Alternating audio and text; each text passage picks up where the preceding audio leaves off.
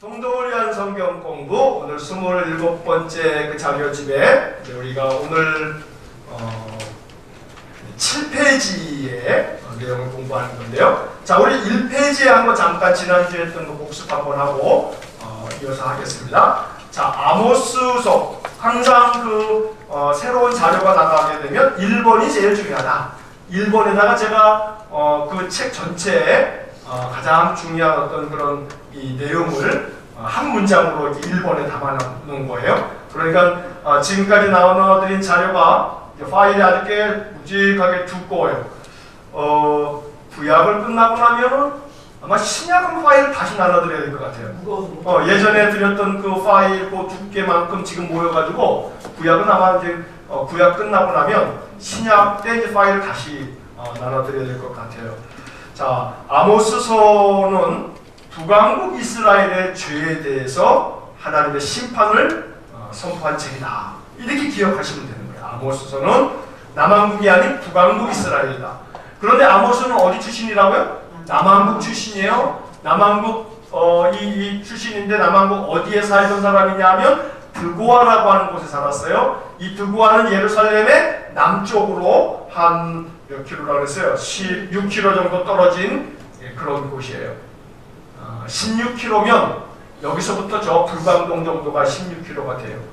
그 정도 그렇게 멀지 않은 거죠. 사실은 차로 하면은 뭐 한 30분 40분 정도밖에 안 걸리는 그 정도의 예루살렘 남쪽에 있는 드고아라고 하는 곳에 살았던 이 남유다 출신인데 이 아모스는 뭐 제사장 출신도 아니고 또 뭐 선지자도 아니고 그냥 농부였어요. 농부. 목자였고 뽕나무 재배하는 사람이었단 말이죠. 자, 아모스에 대해서는 우리가 이제 아모스는 무슨 선지자요? 정의의 선지자다. 그래서 선지자들의 그 별명을 우리가 좀 그동안에 살펴봤죠. 눈물의 선지자는 예레미야, 영광의 선지자는 에스겔. 우리가 이제 이렇게 공부를 했던 것처럼. 자, 그러면 이제 그러면 아모스의 그 이름이 아주 의미가 있기 때문에 다른 선지자들도 각각의 다 이름의 뜻이 있지만 이 아모스는 뭘 짊어진 사람이에요? 짐을 짊어진 사람이다. 짐을 짊어진 사람이다. 자, 이 짐이 뭐냐 하면 바로 하나님께서 이스라엘을 향한 북이스라엘을 향한 심판을 외쳐야 되기 때문에 그거 참 고단하고 힘든 짐이에요. 여러분, 축복을 얘기하는 건 그 얼마나 좋아요. 듣는 사람도 막 좋아할 테니까 말이에요. 근데 만약에 심판을 얘기하는 건 누가 좋아하겠어요?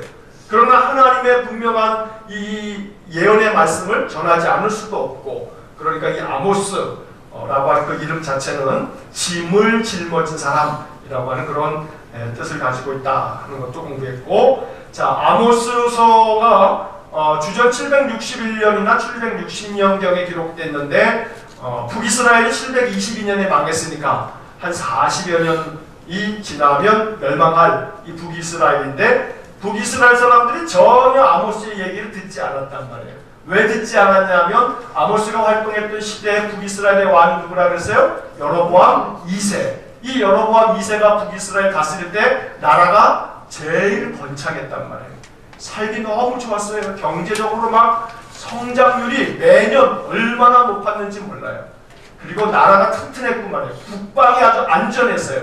나가서 다른 나라가 쳐들어올 것 같으면 그냥 팍 가가지고 무너뜨려서 아예 거기 걔네들한테 그냥 조공을 바치게 만들고, 그러니까 이 여로보암 2세가 정치적으로 경제적으로 아주 빵빵하니까 말이에요. 그러니 아모스가 와가지고 니네 망할 거다라고 하는 얘기가 귀에도 안 들어오는 거예요. 귀에도 안 들어와요. 그러니까 점점 더 나라가 강해지면 강해질수록 오만방자해지게 돼 있어요. 그 오만방자함이 이 부익부 빈익빈이 더 심화되면서 가진 자들이 약한 자들을 더 억압하고 착취하고, 이런 사회적 불이 사실은 아모스는 사회적인 죄가 많아요. 이 사회적인 죄악에 대한 심판이 아모스서에는 훨씬 더 많단 말이에요. 지난주에 우리가 이제 그 표를 공부하면서 호세아서는 종교적인 죄, 그런데 아모스서는 사회적인 죄를 강조하고 있다라고 하는 것을 2페이지, 3페이지에서 지난번에 공부를 한 적이 있죠. 자, 이제 오늘은 다시 7페이지로 넘어가시겠습니다. 7페이지에 보시면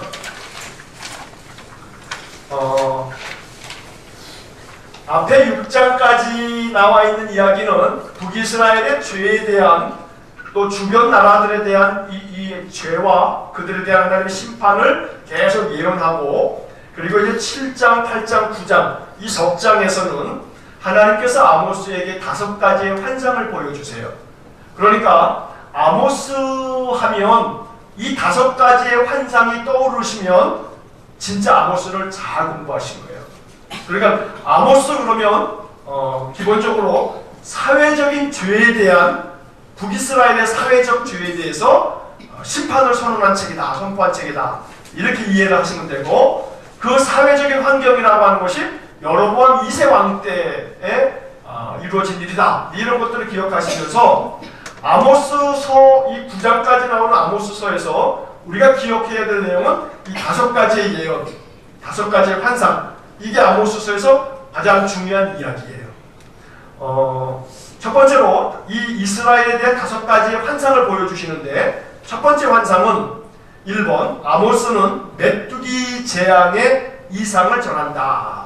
자, 거기 아모스 7장 2절과 3절 같이 읽겠습니다. 메뚜기가 땅의 풀을 다 먹은지라 내가 이르되 주 여호와여 청하건대 사하소서, 야곱이 미약하오니 어떻게 서리이까 하매 여호와께서 이에 대하여 뜻을 돌이키셨으므로 이것이 이루어지지 아니하리라 여호와께서 말씀하셨느니라. 자, 2절 맨 앞에 밑줄을 제가 그어놨는데, 메뚜기가 땅의 풀을 다 먹은지라, 이게 아모스가 보았던 첫 번째 환상이에요. 환상을 보는데 하나님 환상을 보여주셨는데 메뚜기 떼가 와가지고 북이스라엘의 모든 걸 다 먹어치워버리는 거예요. 자, 그러면 메뚜기 재앙, 그러면 뭐가 생각나야 되는 거예요? 우리가 지난번에 공부했던 거 요엘서, 제가 이 영상도 한번 보여드렸지 않습니까? 뉴스에 나온, 요즘에도 그렇게 한 번씩 메뚜기 떼가 지나가면 완전히 그 나라 그 도시가 쑥대밭이 되는 것처럼, 요엘 선지자가 활동했던 그때도 이 메뚜기 재앙으로 인해서 그것을 하나님의 심판의 메시지로 전해졌던 메뚜기 재앙으로 요엘서. 근데 또 메뚜기 재앙에 대해서 환상을 본 사람은 누구냐면 바로 아모스서예요. 그러니까 실제로 메뚜기 재앙이 있었기 때문에 그 메뚜기 재앙으로 말미암아 하나님 메시지를 전한, 심판의 메시지를 전한 선지자는 요엘이고, 메뚜기 환상을 본 선지자는 아모스란 말이에요. 아모스. 북이스라엘에 대한 메뚜기 환상을 본 거예요. 그런데 그렇게 환상을 보고 난 다음에 아모스가 하나님께 기도한단 말이에요. 청하건대 사하소서, 야곱이 미약하오니 어떻게 서리이까? 우리가 이렇게 힘이 없고 미약합니다. 그래서 영적으로 힘이 미력해서 죄 가운데 있으니 우리를 용서해 주십시오 라고 기도를 하는 거죠. 짧은 기도이지만 그러나 하나님께서 이 아모스의 기도를 들어주셔서 3절에 보면 뭘 돌이키셨어요? 뜻을 돌이키셨어요. 이게 중요한 거예요. 이게 요 구절이 아모스서에서 우리가 꼭 기억해야 할 몇 개의 구절들이 있는데, 바로 이 3절에 뜻을 돌이키셨으므로, 뒤에 또 바로 나옵니다만 뜻을 돌이키셨다. 자, 출애굽기 32장에 보게 되면, 출애굽기 32장에 32장 14절에 어떤 이야기가 나오냐면 이런 구절이 나와요. 여호와께서 뜻을 돌이키사 말씀하신 화를 그 백성에게 내리지 아니하시니라. 요 32장, 출애굽기 32장 하면 여기 무슨 장이냐면 모세가 이 시내산에 올라갔다가 돌판을 하나님께로 받아가지고 내려왔는데, 아이고 시내산 밑에서 지금 난리가 났어요. 뭐 만들고 있어요? 금송아지 만들어 놓고 지금 난리가 났어요.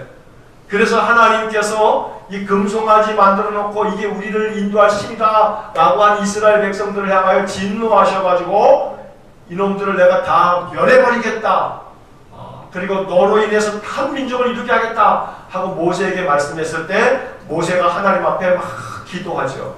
하나님, 그렇게 하시면 애굽 사람들이 뭐라고 하겠습니까? 저 이스라엘 족속들이 섬기는 그 신이 광야에 데리고 가서 그 족속들을 다 멸하기 위해서 강연을 끌고 갔다고 하지 않겠습니까? 아주 그럴싸하게 하나님을 설득하고 있어요. 그렇게 모세가 간절하게 기도했을 때 32장 14절에 보니까 여호와께서 뜻을 돌이키사. 그러니까 이 이야기는 오늘 우리가 아모스 7장 3절에서도 보듯이 아모스가 하나님 앞에 기도를 했더니 하나님께서 이에 대하여 뜻을 돌이키셨으므로, 뭐가 하나님의 뜻을 돌이키게 만들었냐면 기도가. 그러니까 하나님의 백성의 기도는 하나님의 뜻도 돌이키게 만들 수 있다 이 말이에요.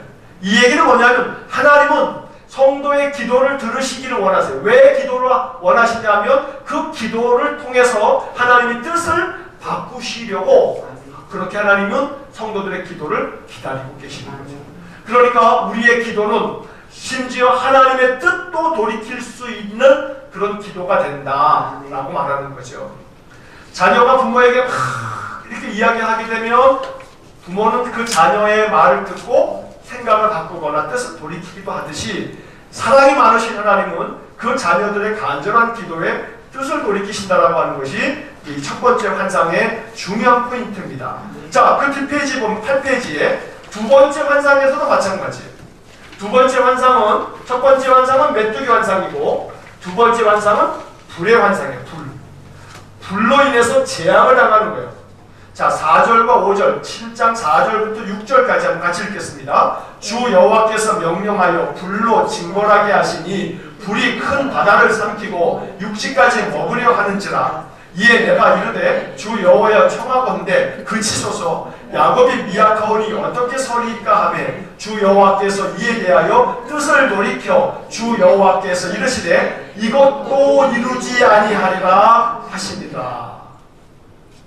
아모스가 환상을 보는데 불로 인해서 불이 바다를 삼킬 만큼, 그리고 온 육지를 다 먹어 삼킬 만큼 이 불로 인한 큰 재앙을 보게 됐는데 아모스가 하나님 앞에 간절히 기도를 합니다.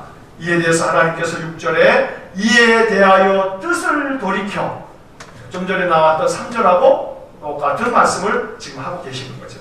그러면서 6절 하반절에 보니까 이것도 이루지 아니하리라. 하나님께서 이렇게 아모스를 통해서 이런 환상을 보여주신 것은 메뚜기 재앙, 불의 재앙, 이게 다 어디에 내릴 거냐 하면 북이스라엘에 내릴 거예요. 북이스라엘에. 아모스가 이런 환상을 보고 난 다음에 이 환상의 이야기를 이스라엘 백성들에게 선포한 거예요. 내가 이런 메뚜기 환상을 보았는데 하나님께 이렇게 기도했더니 하나님께서 뜻을 돌이켜서 이러한 재앙이 이루어지지 않게끔 하시겠다고 말씀하시더라. 내가 불의 환상을, 이 불의 재앙을 환상으로 봤는데 하나님께서 이것도 이루지 않겠다고 말씀하시더라. 그러니 하나님께로 돌아가자 라고 하는 이야기를 들려주지만 이스라엘 백성들이 안 듣는 거죠. 자, 3번. 이 3번이 그 3번 앞에다가 별표를 한 2개, 한 3개 정도 쳐놓으세요. 이 아모스서에서 다림줄 환상은 아모스의 이 5가지 환상 중에서 가장 유명한 환상이에요. 다림줄 환상. 자, 그래서 이 다림줄이라고 하는 이것이 오늘날 이 아모스의 다림줄 환상에 대한 이야기는 많은 곳에서 이 설교의 제목이 되고 아주 중요한 이 내용이 되고 있어요. 자, 다림줄이 뭐냐면 그 옆에다가 제가 그림을 하나 삽입해 놨는데, 다림줄은 건축자들이 벽을 수직으로 바르게 쌓기 위하여 납덩이를 가느다란 줄에 달아 늘어뜨린 측정 도구이다. 하나님께서는 이 다림줄의 이상을 통해 이스라엘 백성의 신앙을 측정하셨고 그에 따른 결과는 심판이었다. 자, 다림줄 같은 무거운 거 줄을 달아가지고 밑으로 딱 내리게 되면 그 벽체 위에다가 이렇게 하게 되면은 이게 수직으로 딱 바른가 아닌가를 볼 수 있는 거죠. 자, 그래서 이 다림줄이 뭐냐면 그 동그라미 1번에 여기다 네모를 쳐놓으세요. 다림줄이 뭐냐면 이게 바로 첫 번째 거기 써있는 하나님의 뭐예요? 기준이에요. 기준. 하나님의 기준. 여기다가 네모를 하나를 딱 다림줄이 뭐냐면 이게 하나님의 기준이에요. 자, 그래서 하나님의 기준을 벗어난 삶은 심판을 면하지 못한다 라고 하는 것이 이 다림줄 환상의 교훈이고 주제죠. 자, 7장 8절 한번 읽겠습니다. 내가 다림줄을 내 백성 이스라엘 가운데 두고 다시는 용서하지 아니하리니. 자, 그러면 우리들은 이 말씀 앞에서 우리의 마음이 무거워져요. 왜냐하면 다림줄로 이렇게 딱 쟀을 때 이 다림줄처럼 정확하게 딱 정확하게 하나님 기준에 맞춰야 되는데 이 하나님 기준에 맞출 사람이 도대체 누가 있겠냐 이 말이야.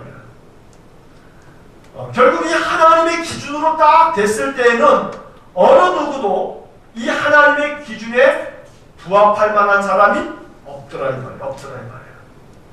자, 그렇기 때문에 이 하나님의 기준에 도무지 우리가 맞을 수가 없어요. 이거에 딱 맞는 의로운 자일 수가 없다. 절대로 불가능하다 이 말이에요. 그래서 바울은 로마서에서 뭐라고 얘기하냐 하면 의인은 없나니 하나도 없으며, 의인은 없다, 하나도 없다. 그래서 이 하나님의 기준에 부합할 만한 이 적합한 그러한 사람은 아무도 없지만 이 다림줄, 하나님의 기준같이 정확한 이 다림줄로 하나님은 심판하시겠다는 거예요. 자, 그래서 구약의 말씀으로만 딱 끝난다면 우리는 하나님의 구원 얻을 자가 아무도 없어요. 이 기준에 적합하게 하나님 마음에 합당한 사람이 아무도 없어요. 그러니 당연히 우리는 뭘 받아야 되냐면 심판을 받아야 돼요. 그러니 우리가 구원에 이를 수가 없다는 거죠. 이 구원에 이를 수 없는 우리들을 구원하시려고 이게 가능하도록 하기 위해서 여기다가 심판이 구원으로 갈 수 있도록 하기 위해서 다리를 놓아주신 분이 있는데 그 다리가 바로 예수 그리스도다라고 하는 것이 이제 신약의 말씀인 거예요. 그러니 하나님은 하나님의 기준대로 심판하실 거예요. 하나님의 기준에 적합하게 심판하실 거예요. 죄인은 심판을 받아 멸망하게 만드실 거예요. 죽이실 거라 이 말이에요. 자, 그렇기 때문에 하나님의 심판을 예수님이 대신하셔서 예수님이 죽으신 거죠. 심지어 예수님이 죽으셔서 어디까지 가냐 하면 그 영혼이 사흘 동안 어디로 간다고요? 지옥에 내려가요. 지옥에.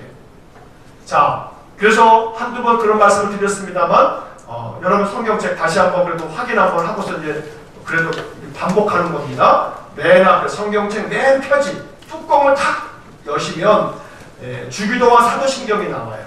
주기도와 사도신경이 나오는데 개정된 새번역 사도신경이 아마 있으실 거예요. 성경에 보게 되면 그 개정된 새번역 사도신경을 보시게 되면 거기에 쭉 한 5번째 줄에 보면 장사된지라고 하는 부분이 나오죠. 새번역 사도신경에 장사된지라고 나오는데 이 장사된지라고 써있는 지자 옆에 조그만 숫자로 2번이라고 써있어요. 2번.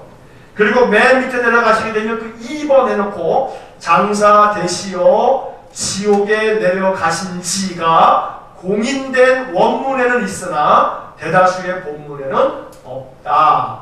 그러니까 사도신경이 맨 처음에 만들어진 것이 AD 381년에 콘스탄틴이라고 하는 곳에서 초대교회가 대회의를 벌였어요. 그걸 콘스탄틴 대공의회라고 하는데 사도신경이 이 즈음에 완성이 됐어요.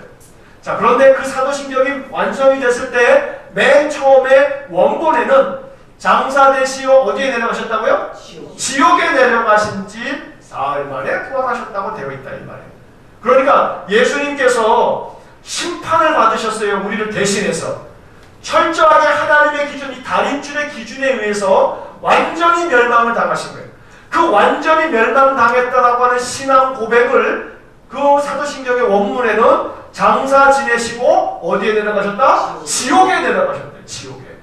우리가 지옥에 내려가야 되는데 예수님이 우리를 대신해서 죽으실 뿐만 아니라 지옥에까지 내려가셨다라고 하는 것이 신앙 고백에 담겨져 있었다라고 하는 거죠. 그만큼 하나님은 하나님의 기준에 철저하신 분이신데 우리는 그 기준을 우리를 대신해서 죽으신 예수님으로 말미암아 우리는 하나님의 자녀로 죄인이지만 의롭다고 인정함을 받는 칭의, 의롭게 되어지는 그런 은혜를 얻게 되었다는 거죠. 자, 동그라미 2번을 보시게 되면 하나님의 명령과 부르심에 대한 지도자들의 불순종은 심판을 면하지 못한다. 자, 아모스 7장 10절부터 17절에 이런 내용이 길게 나오는데 거기에 지도자의 불순종이라고 써있는 그 부분에 네모를 하나 이렇게 쳐놓으시고 그 위에다가 별표를 하나 쫙 그려놓으세요. 지도자의 불순종. 자, 아까 말씀드린 것처럼 아모스는 종교적 죄악이라기보다는 무슨 죄악이요? 사회적 죄악에 대한 하나님의 심판 메시지가 강한 그런 책이 아모스인데, 자, 이 사회적인 죄악을 부추기는 자들이 누구였냐면 지도자들. 여기서 말하는 지도자라고 하는 것은 종교 지도자뿐만 아니라 그 당시에 정치 지도자들을 포함하고 있는 거예요. 모든 그 당시에 모든 영역의 지도자들. 자, 특별히 그 중에서 아주 못된 놈 한 놈이 나오는데 아마샤라고 하는 이 제사장이에요. 자, 아모스 7장 10절과 11절 같이 읽겠습니다. 때에 베델의 제사장 아마샤가 이스라엘의 왕 여로보암에게 보내어 이르되 이스라엘 족속 중에 아모스가 왕을 모반하나니 그 모든 말을 이 땅이 견딜 수 없나이다. 아모스가 말하기를 여로보암은 칼에 죽겠고 이스라엘은 반드시 사로잡혀 그 땅에서 떠나겠다 하나이다. 12절 13절입니다. 아마샤가 또 아모스에게 이르되 선견자야 너는 유다 땅으로 도망하여 가서 거기에서나 떡을 먹으며 거기에서나 예언하고 다시는 베델에서 예언하지 말라. 자, 7장 17절 맞아보겠습니다. 여호와께서 이와 같이 말씀하시기를 내 아내는 성읍 가운데서 창녀가 될 것이요 내 자녀들은 칼에 엎드러지며 내 땅은 측량하여 나누어질 것이며 너는 더러운 땅에서 죽을 것이요 이스라엘은 반드시 사로잡혀 그의 땅에서 떠나리라 하셨느니라. 자, 앞에 두 구절 10절 11절 12 13절은 이 베델의 제사장 아마샤라고 하는 이 북이스라엘의 종교 지도자 이 아마샤가 아모스에 대해서 여로보암 왕에게 가가지고 아모스라는 놈이 왕을 배반하고 이 지금 반역을 꾀하고 있습니다 라고 거짓으로 이 아모스를 고발하고 있단 말이에요. 아모스가 왕께서 칼에 죽을 거고 이스라엘은 반드시 사로잡혀 그 땅에서 떠나겠다고 이렇게 이야기합니다. 아모스가 선포한 말씀들을 전하고는 있어요. 이게 망하겠다고 아모스가 얘기를 했으니까. 자, 그러면서 이 아모스가 결국은 정치적으로 이 북이스라엘의 반역을 꾀하는 반역자다라고 하는 초점으로 이 아모스를 핍박하고 있는 거죠. 자, 이 아마샤가 아모스에게 뭐라고까지 얘기하냐면 너 유대 땅으로 도망가라.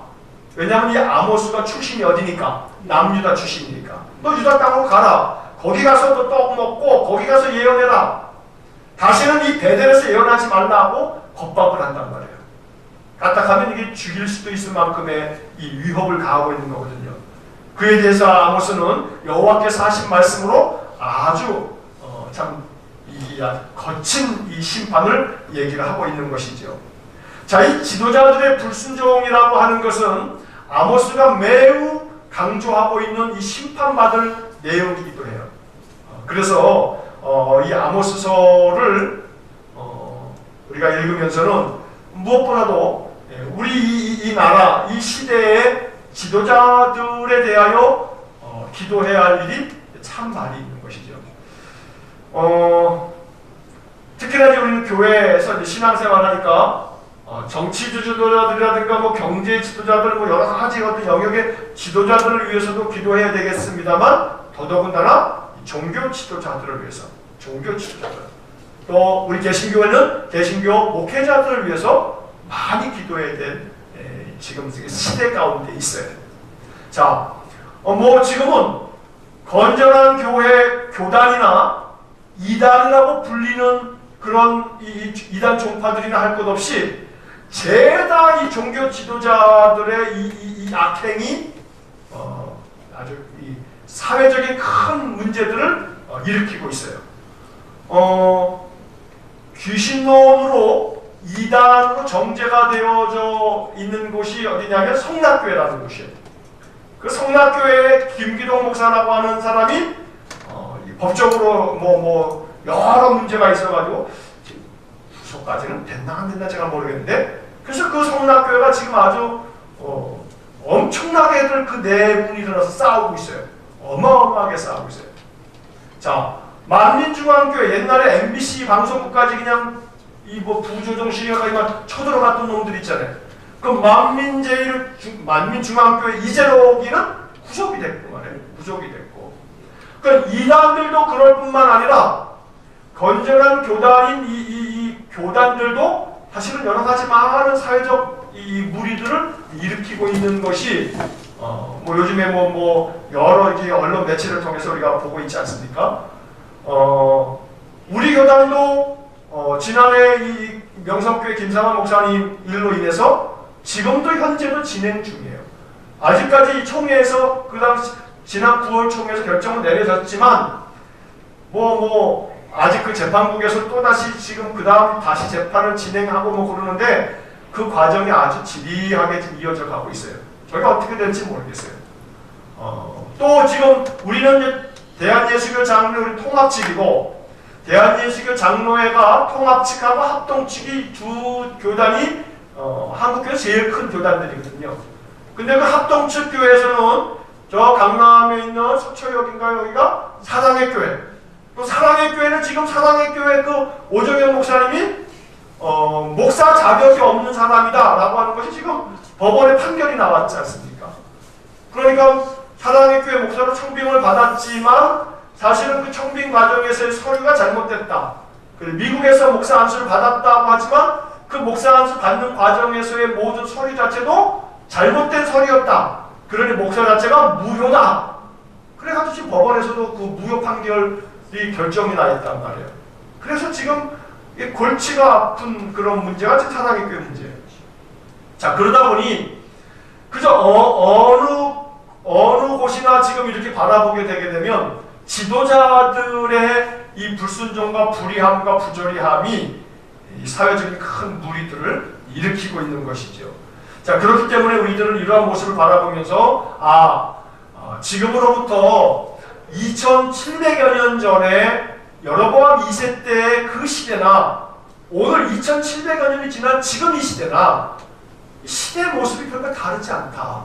사람들의 그 악행은 그 옛날이나 지금이나 별 다르지 않다라고 하는 모습을 우리가 보게 되면서 아픈 마음을 가지고 아모스의 심정으로 오늘 이 시대에 대한 또 지도자들에 대한 그런 가슴 아픈 기도가 우리에게 또 있어야겠습니다. 자, 네 번째 환상은 아모스는 여름 과일 광주리의 이상을 전한다 했는데, 자, 9페이지를 보시겠습니다. 자, 9페이지에 보시면 1번 불순종한 백성은 심판의 추수의 날에 애곡할 것이다 라는 이야기가 3절까지 나오는데, 자, 아모스 8장 2절 같이 한번 읽겠습니다. 아모스야, 내가 무엇을 보느냐? 내가 이르되 여름 과일 한 광주리니다 하며 여호와께서 내게 이르시되 내 백성 이스라엘의 끝이 이르렀은즉 내가 다시는 그를 용서하지 아니하리니. 자, 아모스가 네 번째 본 환상은 여름 과일 한 광주리를 봤어요. 자, 과일 한 광주리를 본 것이 이게 무슨 뜻인가? 우리는 그냥 성경을 읽게 되면 이 뜻이 무엇인지를 금방 파악할 수가 없어요. 그런데 그 다음에 나와 있는 구절에 내 백성 이스라엘의 끝이 이르렀은즉, 요 끝이라고 하는 말이 중요한 거예요. 끝이 다가왔다. 북이스라엘의 끝이 다가왔다. 그래서 내가 다시는 그를 용서하지 않겠다. 이렇게 말씀하고 있거든요. 그래서 요 2절의 의미는 그 밑에 제가 설명을 붙였는데, 여름 과일 환상은 히브리어의 언어의 유의를 사용한 그런 예언입니다. 자, 여름 과일이라고 하는 히브리어 단어는 카이츠라고 하는 단어예요. 근데 요게 마지막 수확하는 과일, 그런 것이 카이츠, 여름 과일이라고 하는 것이 마지막 수확이에요. 그러니까 이 이스라엘의 어떤 그런 농사에 있어서 여름이 지나고 나면, 소위 말해서 여름이 지나고 나면 그러면 오히려 우리는 가을이 되면 추수할 것 같지만 이스라엘은 건기와 우기가 있어가지고 이 건기가 지나고 우기가 시작되어지게 되면 그러면 이 농사를 못하는 거거든요. 그러니까 우기가 여름서부터 해가지고 그 다음에 쉽게 말하면 우리 7, 8월 이후 이제 보리까지 다 추수하고 난 다음부터 해가지고 그 다음에 한 1월, 2월 넘어갈 때까지, 봄 3월이 될 때까지가 이게 이제 우기가 되어지면서 이 곡식들이라든가 어떤 과일들이 맺혀지지가 않아요. 그러니까 마지막 과일인 거예요. 마지막 과일. 자, 그래서 너무 잘 익어서 곧 따먹지 않으면 안 되는 과일이 이게 여름 과일이에요. 그걸 카이츠라고 이 히브리 말로 그렇게 말하는데, 그런데 마지막 끝이라고 하는 단어가 뭐냐면 카이츠라고 소리가 굉장히 비슷한 캐츠라고 하는 단어가 끝이라고 하는 말이에요. 그러니까 이 2절에 나와 있는 이 우리말 성경으로만 봐서는 이게 의미를 우리가 알 수가 없죠.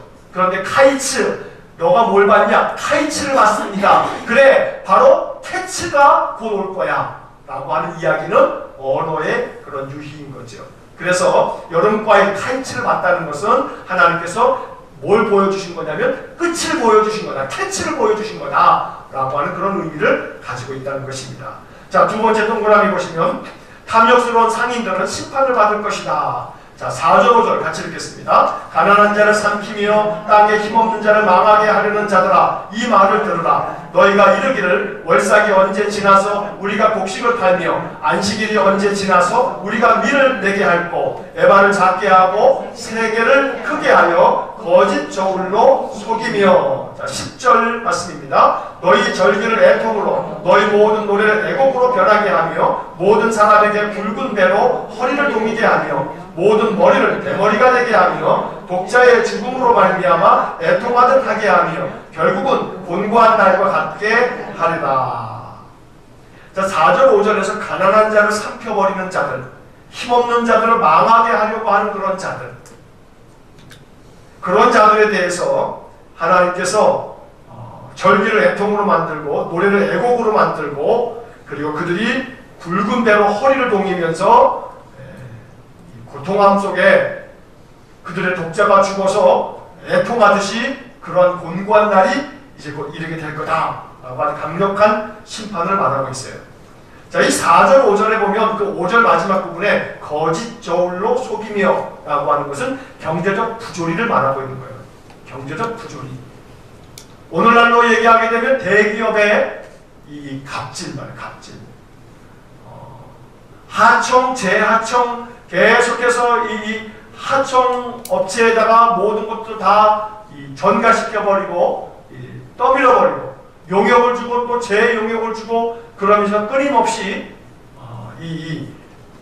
여러분 그 97년도에 IMF가 오면서 우리나라가 경제적으로 굉장히 많은 고통을 겪었죠. 근데 이 국제통화기금이라고 하는 이 IMF라고 하는 요놈들이 와가지고 우리나라에 만들어 놓은 경제 구조가 뭐냐면 정규직, 비정규직이에요. 정규직, 비정규직. 이때 이후로 이 비정규직이라고 하는 이 이름도 없었던 것들이 만들어져 가지고 결국은 이 사람들의 이 모든 삶을 아주 불안과 피폐함으로 만들어 놨던 그런 일들인 거죠. 사실 그래서 이 IMF가 찾아와서도 연약한 이 서민들만 정말 나자빠지고 중소상인들만, 상공인들만 나자빠지지, 대기업은요 오히려 그냥 나라가 다 세금으로 다 모든 거 보존해주고 지켜주고, 그러니까 오히려 걔네들은 이 대기업들은 오히려 훨씬 더 속으로 웃는 거죠. 겉으로 웃을 수 없으니까 속으로 웃는 그런 지경이 돼버렸어요. 왜냐하면 이제는 직원들한테 정규직으로 다 걔네들 모든 것들, 옛날에 정규직 비정규직도 없었던 그런 시대인데 다 직원이지 모두가. 그런데 이 구조가 들어오면서부터 비정규직으로 그렇게 하라라고 하니까는 걔네들이 그냥 아이고 우리 어쩔 수 없어 이렇게 할 수밖에 없어 하면서 그렇게 구조화 시켜놓고 난 다음에 이제는 마음껏 잘라버릴 수 있는 거냐. 아무렇게나 그냥 문자 한 통화로 그냥 해직시켜버리는 그런 일들이 얼마나 많이 발생했는지 모르죠. 자, 그렇기 때문에 이러한 모습을 볼 때 2700여 년 전에도 탐스러운 기업인들, 요즘으로 얘기하면 그런 상인들이 거짓 저울로 속이면서 경제적인 악을 얼마나 행했는지 몰라요. 그런 가진 자들은 더 많이 갖게 되어지는 부익부 빈익빈이 이 여로보암 2세 시대에 아주 매우 극심했어요. 자, 이에 대해서 아모스 8장 우리 11절 한번 같이 읽겠습니다. 주 여호와의 말씀입니다. 보라, 날이 이를지라 내가 기근을 땅에 보내리니 양식이 없어 주림이 아니며 물이 없어 가랑이 아니요 여호와의 말씀을 듣지 못한 기간이라. 아모스서에서 아주 유명한 구절이죠. 8장 11절의 말씀이요. 양식이 없어 굶주리는 게 아니고 물이 없어 목마른 것도 아니고 여호와의 말씀을 듣지 못한 기간이다. 이렇게 아주 아모스가 굉장히 중요한 말씀을 선포하고 있어요. 자, 그 다음에 이제 마지막으로 아모스가 보았던 다섯 번째 환상은 제단 곁에 서 계시는 주님을 보게 됐어요.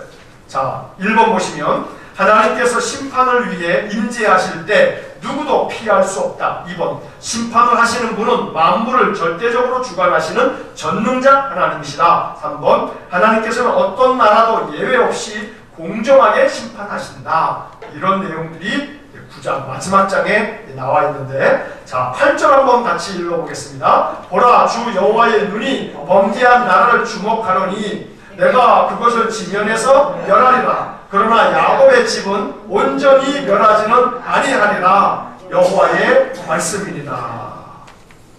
자, 여기에 그 앞부분에 보면 여호와의 눈이라고 하는 말에다가 동그라미 네모라고 이렇게 딱 쳐놓으십시오. 여호와의 눈.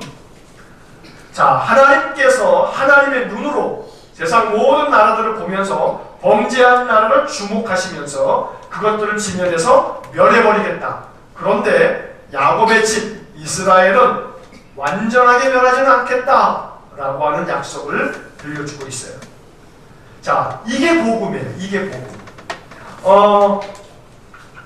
북이스라엘이 아수르에 의해서 망하게는 되지만 그러나 완전히 싹 없애버리지는 않겠다. 그래서 북이스라엘이 망했지만 아수르에 의해서 짓밟혀서 아수르 땅이 돼버리긴 했지만 그러나 이 북이스라엘의 사람들이 그 이후로 아수르에 의해서 나라가 망하면서 많이 흩어졌어요. 그래서 북이스라엘이 망하면서 흩어지면서 그 사람들이 남쪽으로 내려와서 살기도 하고 여러 이 동서남북으로 막 흩어지게 되는 그런 일들이 벌어지게 됐던 거죠. 그러나 하나님께서 그렇게 남겨진 사람들, 그래서 구약 성경에서 굉장히 중요한 하나의 사상이 있는데 그게 뭐냐면 남은 자 사상이에요. 남은 자 사상. 쉽게 말하면 홍수로 모든 세상을 멸하실 때 누가 남았냐면 노아와 그 가족들이 남았죠. 그런 것처럼 남은 자, 이사야가 얘기했던 구루터기, 그리고 하나님이 엘리야가 낙담하여 있을 때 바알에게 무릎 꿇지 않은 7,000명이 있다 하는 것처럼 하나님은 남은 자를 남겨주시는 거예요. 믿음의 사람들을 남겨주시는 거예요. 그래서 야곱의 집은 온전히 다 멸하지는 않겠다라고 약속하고 계시는 거죠. 자, 이 남은 자 사상은 오늘 우리들이 믿음 가운데서 살아가면서도 여러 가지 많은 실패도 있고 좌절도 있고 믿음의 패배도 있고 그렇지만 하나님께서는 끊임없이 우리들의 마음속에 뭘 남겨두시냐면 그 믿음의 작은 부르터기를 남겨주세요. 우리의 믿음이 만신창이가 된 것 같아도 그래도 믿음의 부르터기는 항상 있기 마련인 거예요. 그래서 그 믿음의 부르터기에서 다시 새 순이 나오도록 하나님이 자비를 베푸신다는 것이 구약 성경의 중요한 약속인 것입니다. 자, 이제 마지막 10페이지로 넘기시게 되면, 자, 아모스서를 지난주에 공부하면서 다른 예언서와 달리 아모스는 회복의 메시지가 매우 적다. 딱 5절밖에 없어요. 아모스 9장 11절에서 15절까지의 이야기가 회복의 메시지인데 아주 굉장히 아주 작은 분량이죠. 자, 1번 보시면 아모스는 이스라엘의 회복에 대한 하나님의 약속을 전한다. 2번 아모스는 이스라엘의 풍성함에 관한 하나님의 약속을 전한다. 3번 아모스는 이스라엘의 안전에 관한 하나님의 약속을 전한다. 자, 거기 1번, 2번, 3번에서 이제 거기 동그라미를 좀 쳐놓으세요. 회복. 1번에서는 회복. 자, 2번에서는 풍성함. 3번에서는 안전, 완전. 이게 아모스를 통해서 하나님께서 주시는 약속이에요. 이스라엘을 회복시키시겠다. 그리고 그 이스라엘을 풍성하게 만드시겠다. 다시 안전하게 그들을 보호하시고 지키시겠다. 이게 하나님의 약속이에요. 자, 14절과 15절 한번 같이 마지막으로 읽겠습니다. 내가 내 백성 이스라엘이 사로잡힌 것을 돌이키리니 그들이 황폐한 성읍을 건축하여 거주하며 포도원들을 가꾸고 그 포도주를 마시며 과원들을 만들고 그 열매를 먹으리라. 내가 그들을 그들의 땅에 심으리니 그들이 내가 준 땅에서 다시 뽑히지 아니하리라. 내 하나님 여호와의 말씀이니라. 15절 맨 마지막에 이 말씀이 너무나 소중한 말씀이에요. 내가 준 땅에서 다시 뽑히지 아니하리라. 다시 뽑히지 아니하리라. 하나님 이스라엘 백성들을 다시 회복시키시겠다라고 하는 아주 소중한 약속의 말씀이 바로 이 15절에 담겨져 있는 말씀입니다. 자, 이제 11페이지로 오셔서 마지막 페이지입니다. 이 아모스서를 총 정리를 하면서, 자, 아모스의 주제는 뭡니까? 이스라엘에 임하게 될 심판이다.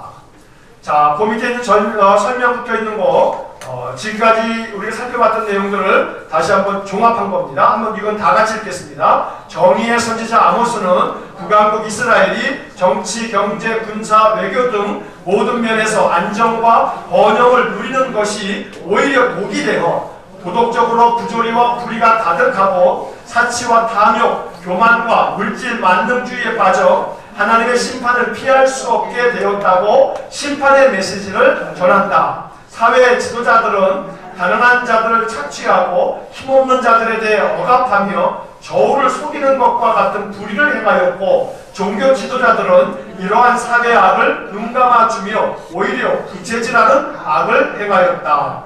남왕국 유다의 시골 드고아에서 평범하게 농부로 살던 아모스는 하나님의 부르심을 받고 북이스라엘에 가서 하나님의 심판을 전했다. 이게 아모스서입니다. 자, 아모스의 목적 두 가지, 이것도 같이 읽겠습니다. 아모스서는 이스라엘에 임할 심판을 알리기 위해 기록되었다. 2번, 아모스서는 비록 심판이 있지만 결국엔 하나님께서 회복시키실 것이라는 소망의 메시지를 전하기 위해 기록되었다. 자, 다시 한번 모든 선지서는 두 가지 주제가 있다고 했죠. 하나는 심판, 하나는 회복. 이 두 가지 주제가 모든 선지서들의 가장 핵심 뼈대다라는 말씀을 계속 우리가 하고 있죠. 자, 아모스서의 핵심 구절 세 구절을 보겠습니다. 첫째, 아모스 5장 4절 같이 읽겠습니다. 여호와께서 이스라엘 족속에게 이와 같이 말씀하시기를 너희는 나를 찾으라 그리하면 살리라. 5장 24절 오직 정의를 물같이 공의를 마르지 않는 강같이 흐르게 할지어다. 8장 11절 주 여호와의 말씀이니라. 보라, 날이 이를지라 내가 기근을 땅에 보내리니 양식이 없어 죽임이 아니며 물이 없어 가람이 아니요 여호와의 말씀을 듣지 못한 기가 아니라. 이 세 구절이 아모스서에서 가장 중요한 구절입니다. 핵심 구절입니다. 그래서 아모스 그러면 요 세 구절이 떠오를 수 있다면 그러면 아모스서는 아주 잘 공부한 거라고 말할 수가 있을 겁니다. 자, 이 아모스서를 마치면서 2700여 년 전의 시대, 하나님은 아모스 선지자를 보내서 북이스라엘이 돌아오기를 원하셨어요. 그러나 결국은 그들이 돌아오지 않았어요. 왜 돌아오지 않았냐면 너무 잘 자라서, 너무 평안해서, 너무 모든 것이 문제가 없어서. 그러니까 하나님한테 안 돌아와요. 안 돌아와요. 결론적으로 우리의 인생의 삶에 힘들고 어렵고 고난이 겹치는 것이 사실은 우리에게 좋은 것은 아니라고 판단이 돼요. 그냥 평탄하기를 사실은 원해요. 우리가 바람이 있어요. 그런데 한편 우리는 또 생각해 봐야 될 것이 있어요. 구약의 선지자를 보면서 느끼는 건 뭐냐면 우리의 인생의 삶이 항상 평탄하게 되면 우리들의 이 연약함은 반드시 하나님을 향한 우리의 마음이 식어지고 꺾여질 거예요. 그러니 결코 인생의 고난과 시련과 수많은 불의와 악이 좋은 건 아님에도 불구하고, 그런데 우리의 삶에서 이 북이스라엘의 여로보암 2세 때 모든 것이 아무런 문제 없이 형통하고 풍성하고 이랬던 시대가 오히려 복이 되었다라고 하는 것을 볼 때 내 인생의 삶에서 여러 가지 인생의 그런 모든 이 과정들을 통해서 우리가 꼭 기억할 것은 평안할 때는 찬양하며 감사하며 하나님께 기뻐하고 곤고한 인생의 삶이 있을 때는 기도하고 하나님 붙들고 더 의지해서 우리들의 삶을 잘 견디어내고 이겨낼 때 그때 하나님께서 우리의 삶에 언제나 우리의 선한 목자가 되어주실 줄로 믿습니다. 그래서 아모스가 주시는 그런 귀한 교훈들이 우리의 마음 가운데 많은 깨달음이 있기를 간절히 축원합니다. 자, 기도하겠습니다.